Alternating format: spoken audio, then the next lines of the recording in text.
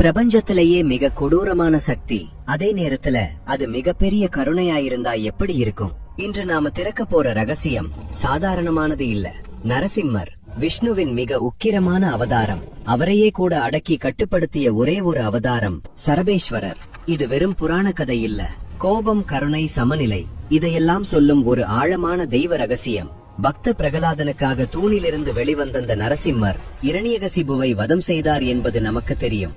அந்த அரக்கனை அழித்த பிறகும் நரசிம்மரின் உக்கிரம் தணியவில்லை என்பது எத்தனை பேருக்கு தெரியும்? அந்த கோபத்தை அடக்க சிவன் ஏன் ஒரு மிருகமாக மாற வேண்டும்? இந்த கேள்விகளுக்கெல்லாம் விடை தெரிய இந்த வீடியோவை கடைசி வரைக்கும் பாருங்க. ஏன்னா இதுல சொல்ல போற விஷயங்கள் உங்க வாழ்க்கையையே மாத்தலாம். இரணியகசிபுவை வதம் பண்ணியாச்சு, அசுரன் அழிஞ்சிட்டான், தர்மம் ஜெயிச்சிருச்சு. ஆனா பிரச்சனை அங்க முடியல, இங்கதான் ஆரம்பிச்சது. இரணியனை கிழித்தெறிந்த பிறகும் நரசிம்மரின் கோபம் அடங்கவில்லை. ரத்தரசி கண்ட அந்த உக்கிரம் அசுரனை தாண்டி அண்ட சராசரத்தையும் மிரட்ட ஆரம்பிச்சது. அவருடைய கர்ஜனையால் இமயமலைகள் நடுங்கின, கடல்கள் பொங்கி எழுந்தன. சூரியனே பயந்து தன் ஒளிய குறைச்சுக்கிட்டாராம். தேவர்கள் எல்லாரும் தூரத்துல இருந்து பாக்குறாங்க. ஆபத்து அசுரன் கிட்ட இருந்து வரும்னு பார்த்தா நம்மள காக்க வந்த கடவுள் கிட்ட இருந்தே வருதே அப்படின்னு பயந்து ஓடுனாங்க. இந்த உலகமே சிதறப்போகுது போல இருந்தது. நரசிம்மரின் அந்த மூச்சு காற்று பட்ட இடமெல்லாம் நெருப்பு பத்திக்கிட்டு எரிஞ்சது. பிரகலாதன் எவ்வளவோ கெஞ்சி பார்த்தான், லட்சுமி தேவியே வந்து பார்த்தாங்க. ஆனா யாராலையும் அந்த உக்கிரத்தை தணிக்க முடியல. கடைசியா வேற வழியே இல்லாம தேவர்கள் எல்லாரும் ஓடிச் சென்ற ஒரே இடம் கைலாயம். கைலாயத்துல சிவபெருமான் ஆழ்ந்த தியானத்துல இருக்காரு. தேவர்கள் அலறி அடிச்சுக்கிட்டு போய் முறையிடுறாங்க. எம்பெருமானே, விஷ்ணுவின் அவதாரமான நரசிம்மரை உங்களை தவிர யாராலையும் சமாதானப்படுத்த முடியாதுன்னு கதறாங்க. இங்க நிறைய பேருக்கு தெரியாத ஒரு ரகசியம் இருக்கு. சிவன் எடுத்த உடனே சரபேஸ்வரரா மாறல. முதல்ல அவர் தன்னுடைய அம்சமான வீரபத்திரரை அனுப்பினாரு. வீரபத்திரர் சாதாரண ஆள் இல்ல, தட்சணையே அழிச்சவர். அவர் போய் நரசிம்மர் கிட்ட ரொம்ப பவ்யமா அன்பா பேசி பார்த்தாரு. நண்பா, உன் கோபத்தை விடு, உலகம் தாங்காதுன்னு சொன்னாரு. ஆனா நரசிம்மர் காது கொடுத்து கேக்குற நிலைமையில இல்ல. வீரபத்ரரையே தூக்கி வீசுற அளவுக்கு அந்த கோபம் எல்லை மீறி போயிருந்தது. நிலைமை கைமீறி போறத உணர்ந்த சிவபெருமான் மெல்ல தன் கண்களை திறக்கிறார். இது விஷ்ணுவுக்கு எதிரானது இல்லை, இது சமநிலைக்கான போர். பிரபஞ்சம் ஒரே சக்தியால மட்டும் இயங்காது.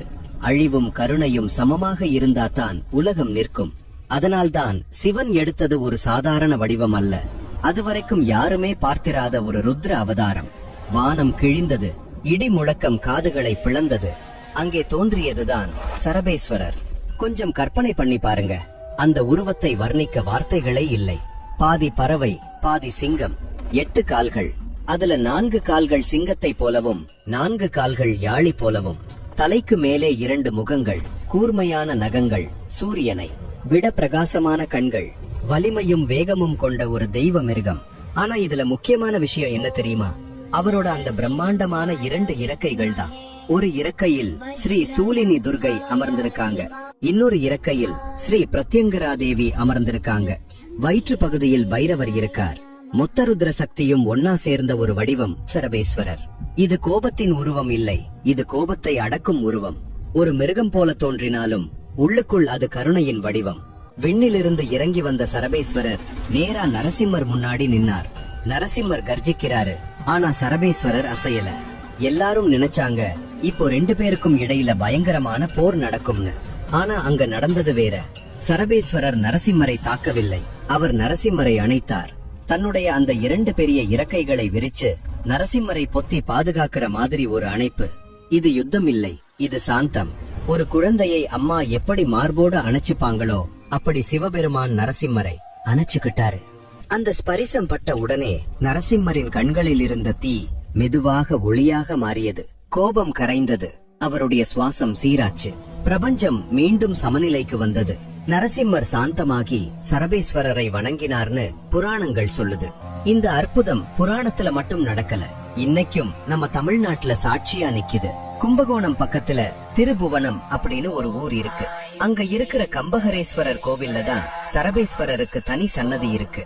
வாழ்க்கையில தீராத பயம், எதிரிகள் தொல்லை, இல்லனா காரணமே இல்லாத மனக்கவலை இருக்கிறவங்க ஞாயிற்றுக்கிழமை ராகு காலத்துல இவரை போய் கும்பிட்டா போதும். எப்பேற்பட்ட நரசிம்மரோட கோபத்தையே அடக்கினவர் நம்ம பிரச்சனைய அடக்க மாட்டாரா அப்படிங்கிற நம்பிக்கைதான் இதுக்கு அடிப்படை. கடைசியா சரபேஸ்வரர் நமக்கு சொல்லும் பாடம் என்ன தெரியுமா? உங்களுக்குள்ள இருக்கிற கோபத்தையும் அழிவையும் அடக்க முடியாத சக்தியையும் அதிகாரத்தால அடக்க முடியாது. அன்பாலையும் கருணையாலையும் தான் கட்டுப்படுத்த முடியும். சில நேரங்கள்ல அழிவு கூட ஒரு பாதுகாப்பு ஆகலாம். இந்த சரபேஸ்வரர் அவதாரம் பற்றி உங்களுக்கு முன்னாடியே தெரியுமா, இல்ல இன்னைக்குதான் புதுசா தெரிஞ்சுக்கிட்டீங்களா? கமெண்ட்ல சொல்லுங்க. இந்த தெய்வ ரகசியம் உங்களுக்கு என்ன